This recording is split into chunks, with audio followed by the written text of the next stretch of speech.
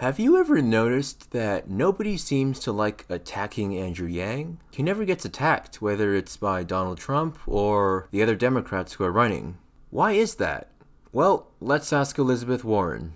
During the recent 4th Democratic primary debate, one of the moderators brought up an old tweet by Warren, where she said that people losing their jobs due to automation is a good story, but not true. Senator Warren, you wrote that blaming job loss on automation is, quote, a good story, except it's not really true.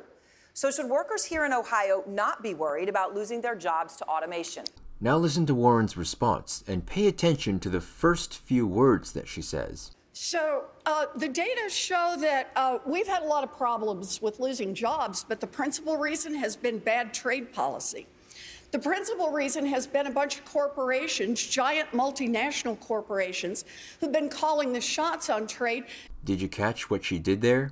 She mentions that we have a lot of data about people losing jobs. Then she immediately asserts that the reason people are losing their jobs is because of giant multinationals calling the shots on trade deals. Notice how she doesn't say, the data tells us people are losing their jobs because of huge multinationals and bad trade deals. In other words, the part about people losing their jobs is backed up by data. The part about trade deals and multinational corporations being the cause of it is her opinion. Those two concepts, that people are losing their jobs and that it's because of corporations and trade deals, they're two separate concepts, but she links them together in a way that makes it sound like her argument is supported by data when it's actually not. Anyway, that's not the main point of this video. That was just a fun little exercise to show you what politicians do. This is what they do all the time. They're not lying, but they are being deceptive. And as you become more aware of this, you're going to start noticing it more and more when they do this. Then it becomes sort of a fun little game. Anyway, that's actually not the main point of this video, so let's hear the rest of her response. Giant multinational corporations that have no loyalty to America.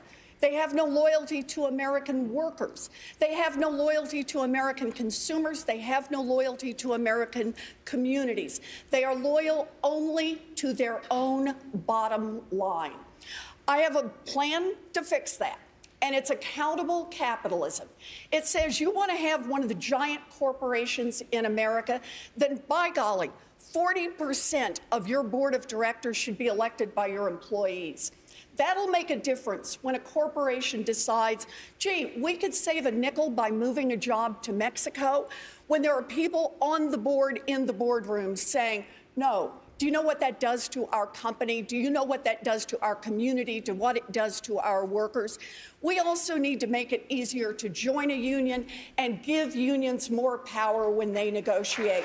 We need to restructure strength in this economy, and that's where it starts. Thank you, Senator. Notice how she doesn't really answer the question. Recall the moderator asked her to defend her tweet, where she claimed that job loss is not primarily due to automation. But here, all she does is make the argument that big evil corporations make bad trade deals which cost people jobs. You know, after implying that argument was backed up by data, which it isn't. Now, I'm sure that multinational corporations do use their influence to get favorable trade deals, you know, favorable to them and not necessarily to their workers. But that doesn't disprove the fact that automation is and will be the primary reason for job loss. Anyway, here's Andrew Yang's response. Senator Warren, I've been talking to Americans around the country about automation, and they're smart. They see what's happening around them. Their Main Street stores are closing. They see a self-serve kiosk in every McDonald's, every grocery store, every CVS. Driving a truck is the most common job in 29 states, including this one.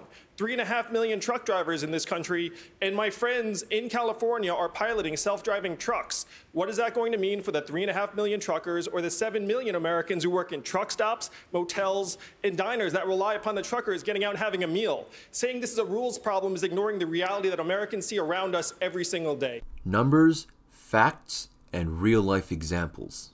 Let's see how Warren deals with that. Senator Warren, respond, please. So, I I understand that what we're all looking for is how we strengthen America's middle class. And actually, I think the thing closest to the universal basic income is Social Security. It's one of the reasons that I put forward a plan to extend the solvency of Social Security by decades and to add $200 to the payment of every person who receives Social Security right now and every person who receives disability insurance right now. That $200 a month will lift nearly 5 million families out of poverty, and it will sure loosen up the budget for a whole lot more. It also has a provision for your wife, for those who stay home to do caregiving for children or for seniors, and creates an opportunity for them to get credit on their Social Security. So after a lifetime of hard work, people are entitled to retire with dignity. Thank you, Senator Warren. I see this as an important question about I want to understand the data on this. Senator, thank you very much. I want to make sure we're responding to make this work. So now you see the master politician in Elizabeth Warren. She realizes that she has a weak case and she can't go up against Andrew Yang's facts and numbers. So what does she do?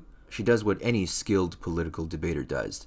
Change the topic. Remember, the moderator's question was, why isn't automation the #1 cause for job loss? So then she says, well, everyone's goal is to strengthen the middle class, which is a really nice sounding line. And then she goes on to talk about Social Security. And she even gets Andrew Yang to sort of agree with her in the end. You can see that he kind of nods a little bit, even though he was kind of cringing a little while she delivered her response. Anyway, this is why nobody attacks Andrew Yang, because they know they are going to lose. It's really hard to win an argument if you don't have the facts and numbers on your side. And Andrew Yang, because he actually does his homework, always has the facts and numbers on his side. In other words, Andrew Yang is all good on substance. What he needs to work on is style. He needs to work on being able to attract people who are, well, I won't call them dumb, but the types of people who don't necessarily appreciate having facts and numbers thrown at them. But of course, that's just what I think. What about you guys? What do you think Andrew Yang needs to do to attract more voters? Leave your thoughts below in the comments section. Are all y'all paying attention? Automation gonna sweep the nation unless we get him in. Andrew Yang, 2020 freedom dividend. Climate change is real again. Science rules. Teachers bringing home some bread. Medicare for every citizen. That's nice. Andrew Yang, 2020 freedom dividend.